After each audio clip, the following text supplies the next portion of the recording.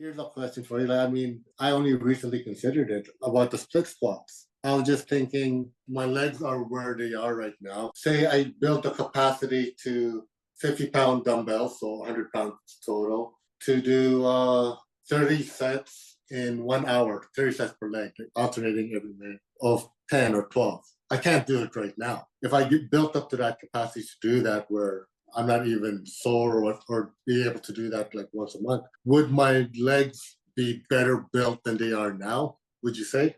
I think there's a high possibility for that. That's something you can't do now. And from what you're mentioning, something that you can't do now if you tried. So I would say there's a high possibility. So that's actually my goal now, is to get there. Like, so I'm doing pretty much split squats every day. I try to, like, 5 days a week, like, build up my volume. My goal is to be able to do once a year or maybe once a month to do like 1 hour worth of any carryovers in terms of condition, because like they're pretty taxing.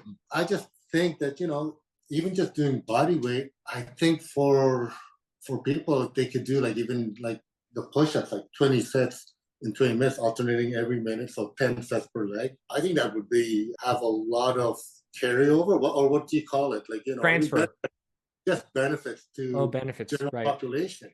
Just Yeah, to yeah. do that. My dad is 84 and my mom's 89, right? She's turning 90 next year. They both have walkers or whatever, hip issues or whatever. But, that's something I wonder, healthy hips, stronger hips, right? My question to you, Kane, is that where you are now with your training, do you feel good or healthy, I should say, in the gym? And you mentioned your lower back, but of course that's more of pre-existing history now. Yeah. Do you feel healthier on this type of approach versus, let's say, maybe a higher intensity, heavier loads? Oh, definitely. Especially when you have like lower back issues. You don't want to feel like the DOMS from a leg workout where you can barely Mm, walk, when that becomes the case some of the times, I mean? yeah. So like I was usually focusing on leg press a lot for the Yep. last few years. That replaced squats. But now, yeah, I want to experiment with the whole split squats. That's at home. You're doing that mostly? I know, at the gym too. At the gym too. Okay. And the full body, what's the reasoning now behind doing that every day? Mainly because, for the longest time, I believe that, you couldn't do full body more than 4 days a week. I Mm, mean that you need enough rest in between, but it depends on what you call full body, like, an upper body and lower body exercise. I mean, some days I'll do just pull ups and deadlifts for gotcha. 30 minutes or whatever, that's main or longer, just going back and forth. And most days I usually do a hip hinge, that's either a deadlift or glute drive or whatever. I like the weighted glute drive, leg press or the split squats. So quad dominant horizontal pull or some kind of, like rear delt, posterior overhead press, or some kind of medial delt. And then like sometimes arms too. I also do pull-ups almost every day. Not necessarily directly hitting every muscle, but you're hitting every muscle with overlap, basically, I do pretty much 6 exercises per most per days. workout. Yeah, yeah. And that takes you about just over an hour. Yeah. Yeah.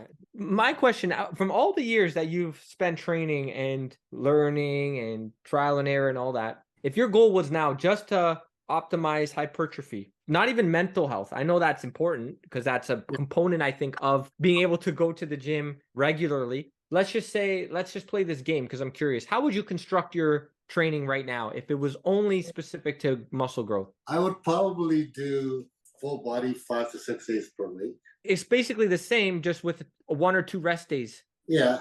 Again, I'm not saying that it's superior to a more Yeah. sensible routine, but I Yeah. would go out of my way to prove that, you could still optimize it enough that it doesn't matter the whatever principle. I mean, you could optimize either one. I'm just motivated to, I guess, prove that you can do full body every day. And again, it's just a matter of letting your body adapt.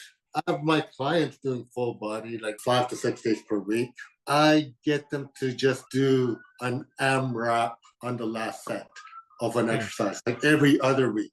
And I tell them something as simple as this, like if I put like they have to do 6 sets of 8, of maybe low cable rows. Again, I do higher volume at 2-minute intervals. On the last set, do an AMRAP. If they can do more than 12 or more than 16, then they definitely need to bump up the weight. Just a little progress is better than rushing the progress, if that makes sense. Of course. Because like there's also value in just them doing it.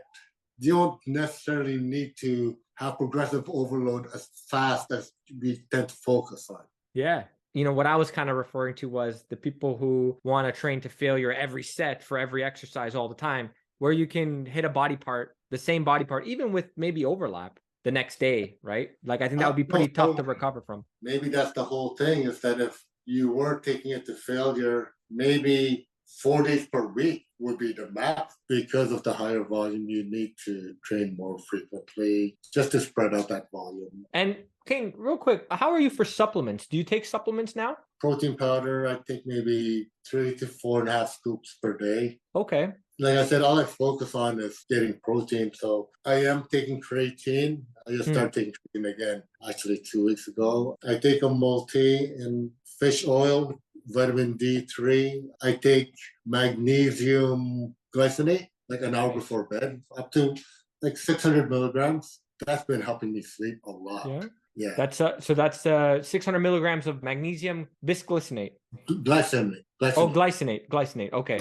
Throughout the day, I take caffeine and theanine. That's supposed to be the basic nootropic. Yeah, so I take up to 600 milligrams of caffeine throughout the day in terms of pills. I take 100 milligrams before working out. You work out in the morning? Yeah. Yeah. So you already trained today? Yeah.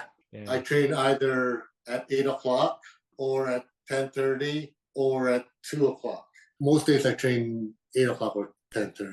I have the push-ups at 9:42 till 10:02. And it sets you up nice for the day, I think, when you get it in the morning. Yeah.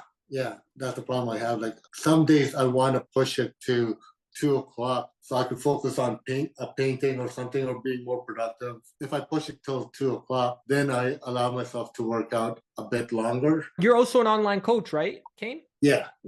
That's your business primarily, right? Yeah, it was funny. Recently, I was like cutting back on that only because I wanted to make a living painting vaginas. Like, why walk away from that totally? I mean, a balance between the two. I still enjoy the interaction, and also I like running the programs. Nice. Especially the full body. And my nephews, I have a lot of them on full body too. Yeah? Yeah. Obviously, there's a huge component of discipline required to go to the gym 6-7 days per week. But then again, when you think about it, if it's something that you enjoy and that you've seen benefits for, how much is discipline really a component of that? That's what I wonder, because... Yeah, we talk about it's so easy to write something about motivation or discipline, that discipline trumps motivation.